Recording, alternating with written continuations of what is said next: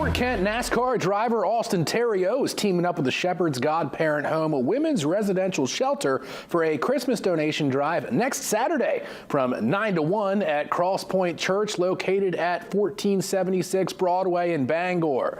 Welcome donations include toys, paper products, cleaning products, and warm clothes. Theriault's pool truck, the Ground Pounder, will be on display.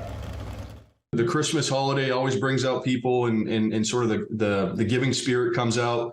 And to see the fact that the community will come together on this event, and I'm going to bring down the Ground Pounder pulling truck, which is going to be awesome, and hopefully bring some of the kids out in the community. We have a lot of supporters that come and they give gifts for the women who are currently in the home, but this provides an opportunity for us to help serve some of the women who've graduated the program, who are successfully parenting their children, but need an extra hand also. How wonderful to have, like, in the kids' eyes, this superhero like Austin with, this big cool truck, and he's a former NASCAR driver, and he's a hero to these kids in more than one way.